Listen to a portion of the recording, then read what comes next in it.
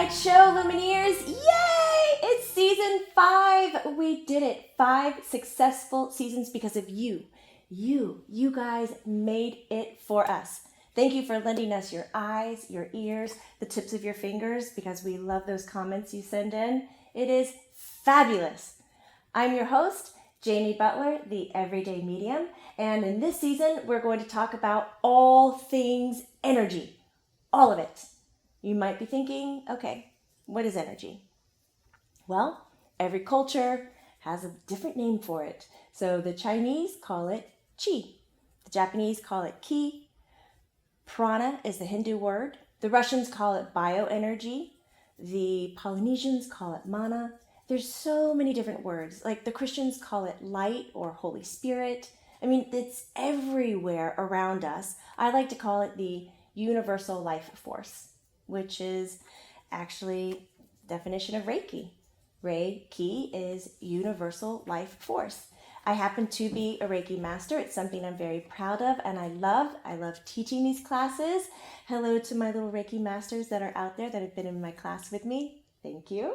I love using my Reiki healing. I have stories galore, which is something else that I want to be sharing with you Lumineers. Not just my own personal stories, but people from the studio and people that we're going to be bringing in.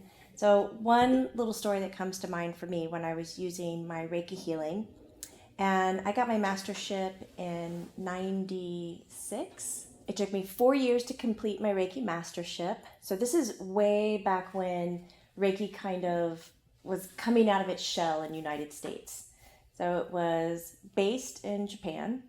It is unaffiliated with any religion, and there's really cool stories behind it. And when we do the episode based on Reiki healing, I will go into the cool story of how it came to the United States and what the misconceptions were and the stories they told about it. It was insane. But like, think about the 1980s, which I think you can wrap your head around that one. It's not so far away. There's only like 21 Reiki masters in the United States alone. So it's kind of neat to get your head around that. Then at that time, if you wanted to study Reiki, you would mortgage your home. It was tens and thousands of dollars to get this kind of training. And then it blew up in the early 90s where the price came down and many people were doing it for free and just helping others.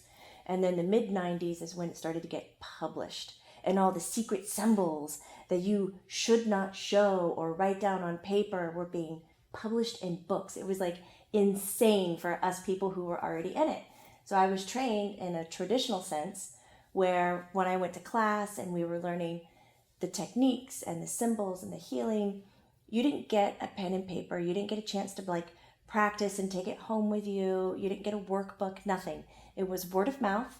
And I remember getting in my car and thinking, my God, these are Sanskrit symbols. They look like alien language. There's no way I'm going to remember this. And I would get in my car and I would draw on my arm all the symbols and the process and what to do and where to be and how to, present and so forth. And it was nerve-wracking. But after doing Reiki for 20 odd years now, close to 30, it is part of my own practice. I use it on my children when they have sour bellies. My son calls the hands flashlights, which are very cute. He'd say, Mommy, give me your hands. And he'd put them on the belly. He'd put them wherever he was hurt. And he would just he'd say, thank you. Sometimes he would count like 1 to 10. And then he'd look at it. He'd pull the hand away and he'd look and he'd go, nope, not yet. And he'd put his hand back on. I mean, this kid was blowing me out of the water the way he saw energy. It's insane. But the story I want to share today about Reiki was when I moved to New York City. Hello, New Yorkian Lumineers. I only lasted about 7 months in New York City. Sorry, it was too much energy. There's dead people everywhere. There's no privacy. Every day I woke up, it was like being bombarded by voices and light and love and frustration. I mean, it was just like on a level 10, just crank it up. That's what I imagine New Orleans to be like. So I get hired by a spa in the South Chelsea area. I can't even remember where it was. And it was this high-end spa. She hired me because I was a Reiki master, and that was something that was very special back in, mid 1990s. I think it was 97. And she priced it really high. I remember her brochures had like the shimmer silver. When you looked at it, you could see your reflection in it. It was like real chic. And this woman came in and she said, I'm here for the Reiki session. It was one of my first sessions in a spa-like setting, and we had to dress a certain way, act a certain way, which is totally cool with me. I like that calm voice and setting the environment and the tone. I was totally into it. And she came in with an x-ray, and she plopped it up on the big loft mirrors, so the sun is shining through it. And she says, I want to show you. This is my cancer, and this is where it is, and this is how big it is. And she was very blunt with me, which was like, oh, I've never met anybody who's like, here's my cancer. This is what it looks like. So I'm young, and I'm thinking, oh, okay, all right. She goes, my doctor wants to take both of my breasts, and he wants to start chemotherapy, which I don't want to do. And he wants to do all this invasive. And I told him, I made a deal, if I could get this cancer spot smaller than a dime, that I could have it removed, keep my breasts, and do a different kind of chemotherapy. So she came in with a goal, and I really appreciated that. I was like, okay, we can do this. She was like, we can? I said, yes. So she laid down, and I remember in my training that when we work with people with cancers or burns and certain ailments and illnesses, that it hurts first before it starts to feel good. And when we're doing Reiki energy healing on cancer, it burns and it feels intense and painful. And I remember scanning her body with my hands, which means that I'm allowing my flashlights, my secondary chakras, which we're going to get into. We're going to have dedicated episodes for each chakra in the body. And I want to do the 9 major ones, including Earth chakra and higher consciousness chakra. And we're going to let spirit trans-channel some of the insights and information on each chakra. So it's going to be from a human perspective and from a spirit perspective. And we're going to kind of edit that together for you guys, because I'm super excited. And then, okay, so I'm scanning this woman's body, and I'm feeling her energy with my secondary chakras. And you can feel like the highs and lows on a person's body. And we can even do an episode on scanning energy, because I think it's a great exercise to do, especially if you're a parent or a care provider. If you're, I don't want to say an owner of a pet, because we're really not owners of our pets, but if you're a parent to an animal, this is a great technique to understand what kind of pain thresholds the animal or the child is going through if they can't speak about it themselves. So I can feel the highs and lows in this woman's body, and when I get over her left breast, I can feel the heat. I can feel the cancer. So then I switch over, because I'm very clairvoyant, I have the ability to see energy, and so I switch over to my eyesight and I look at her energy, and you can see, for me, I see cancer as looking like black, dried up grapes. I guess I could have said raisin, right? Of course. So it's like a raisin, it's like a cluster. So I could see it and I could feel it. And of course, she showed me the x-rays of it far out. Start working on her, and I told her, I need a commitment from you, because it's not like we can just do this kind of energy healing once a week and kind of just go with it. I need to see you every day. When we put energy into the body, it is full, authentic, alive. It holds the same vibration for about a 24-hour period. And then the way you perceive it, your belief patterns, your worth, your confidence level is what morphs that energy to change to fit what you need. So if we're working with someone who believes they cannot heal, guess what's going to happen? They can't heal. So anyways, she agreed to make a commitment to me. And the commitment was every day for 2 weeks, at least an hour. And so I was a little nervous that she said yes, because this is my first time working with a cancer patient. And I was a little nervous because the spa was charging such a huge amount for my services, which was way, way more than I would charge myself. So I had that feeling of, she's spending money on this, and this is very important. So I had to work extremely hard, Lumineers, in getting myself way neutral. I had to get out of my own way every day, every moment I was working with her. So here we are. I got my hands over the cancer. My hands are burning. The palms of my hands feel like fire is on them. And I'm like, don't move your hands. Don't move your hands. I remember sweating. I remember thinking, oh, please, let this work, right? My human side is jumping in and playing all of this. Please let it be true. Please let it work. I have already seen how Reiki has successfully healed people, but yet my human dialogue still was throwing down, and I had to step back from it, be neutral, be cool. We worked a week into it. The woman had cried. The woman was telling me it was really painful, and I was like, I know, please just hang in there with me. We've got this. And it was just straight energy healing. I was pushing it through my body, just channeling it and giving. Nothing was pulled of mine. I don't need my energy to be in a certain place. I don't need to be thinking of anything specific to make this energy come through and work, right? So we have this relationship. She comes back a week later, x-ray in hand, pops it up, and this time she pulls up a nickel and she puts it next to the cancer on the x-ray, and she says, Jamie, it's changing shape. She says it used to be the size of a quarter, and now it's just a little bit bigger than a nickel. I was like, what? So I believed her. She's the one running the game.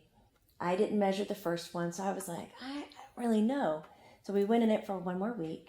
We spent about 2.5, 3 weeks. It was just under a month that we had Reiki sessions on a daily basis. And she came in one day, happy as can be. She threw up another x-ray. She pulled out a dime, and she put the dime over the cancer, and you couldn't see it on the x-ray. And she goes, it's smaller than a dime. She says, guess who's getting surgery? And she's like, I'm on, the operation table this week. We're getting it removed, and I'm going to do the chemotherapy that I want to do. She was like, I knew this was possible. She had such confidence. My hair is on fire, right? I was sticking straight up. It was the coolest thing to not just feel and see and sense. All my spidey senses knew there was cancer there, but to see it physically on the x-ray and to watch it physically shrink and to have this woman meet her goals, it was insane. After that, I never saw her. It was kind of sad because I had this relationship with her through this healing. It was like, you're my buddy, you're my pal now. You did it, you won. And it's just, she was gone. But I have story after story how using energy has healed, changed the projection of disease, illness, and there's so many other different kinds of modalities. And in the season, we're going to bring in these modalities so that you can see them, experience them, have somebody talk about them. And we're going to look at things like the Wonder Method. So if you know anybody who does the Wonder Method, let me know. We're going to look at restorative touch, quantum touch. And these are some of the modalities that aren't really talked about. And I would love to pause and say that these modalities that we're bringing forward, they're not alternative luminaires. This is not like, I can choose to go the medical route, or I can choose to go the alternative route. I would love to bring it in now and say that it's complementary. They go hand in hand. Often, they don't need to go hand in hand. They can stand alone, but they do work together. So these are complementary energetic modalities, such as the Reiki, the sound healing. We're going to have Danielle Hall in this season. We're going to do crystal healing. We're going to pick a little bit of Laura Boone's mind again about her crystal adoption and her crystal sisters. I love that she does adoptions with these. We're going to look at acupuncture, acupressure, chiropractic care. These are all energy modalities. Tai Chi, reflexology. I mean, the list can go on. Jinsen Jiatsu. There's a story right there. All right, you have some time? I'm going to tell you another story. It's getting personal with Jamie. No. This is actually another New York story. Is this weird? New York just held so much healing for me. I was living in New York, obviously, and I was looking at coming home. I had had enough, right? It was just too loud. It was too much. It just wasn't for me. And I'm in a stressful relationship. I'm in a stressful city, right? It's not matching my energy. I have very little harmony. And because of this disharmony, I've ended up with a bladder infection that turned into a kidney infection. I don't know if you've ever had those Lumineers. They're not comfortable and they're not good. So I was saving all of my money so that I could move back home, and I didn't want to spend my money on a doctor. I didn't have insurance. I was working at a spa. I was a Reiki master. A lot was going on. So I was doing Reiki on myself, but I was still inundated with this environment and this disharmony. Like I couldn't find peace to kind of get up on top of my healing process. And I ran into a person at work who mentioned Jin Shin Jiatsu. That's how you say it, Jin Shin Jiatsu, and offered for me to show up to her home to join a class. And I told her, I said, I can't even leave the house right now. The infection is so bad. She told me to basically wear a diaper, to wrap my bottom half, wrap a t-shirt around. Jesse's like, what? You're going to say that? I'm totally going to say that, because if you've been in that situation, you know this. So I'm struggling to get myself together. I'm pushing through the pain. I'm trying to do Reiki on myself. I end up in Manhattan at this woman's apartment, which is gorgeous. And I'm crying. I'm in so much pain. I said, I can't stay here. It's not right. And this Jin Shin Jiatsu teacher comes around the corner. She goes, you have a kidney infection? I said, yes. She goes, okay, I want you to hold your toe, and I want you to hold your finger, and I just want you to sit there. And I was like, okay. I went all this way for this. I was like, I will. I sat there and held the position. It was almost like polarity therapy, which we'll also discuss. And the energy was running through my body. 20 minutes went by, I had no pain. 30 minutes, 40, it was crazy. In that moment, my body started reversing the infection that was happening. So my belief system around my pain, my suffering, my disharmony couldn't cut through, or was blocking all the Reiki energy that I was allowing. And this simple Jin Shin Jiatsu that just totally scattered my brain, couldn't understand what was happening, why it was happening, or if it was real, totally went under the radar and did all the work. So these modalities that you might not know of are spectacular. EFT, EMDR, cranial sacral therapy. All right, so we're going to look at all of those things. And through the way, I promise I will be sharing some of my interactions with it, and we would love to hear your stories of what modalities that you've used and how you've built a relationship with energy. So without further ado, let's kick this season off, Lumineers. Woo! Thank you so much for being here. Guys, love you a ton. I'll see you in the next episode. Be well. And remember, it's not woo-woo, it's true. All of it is just true. Bye, guys.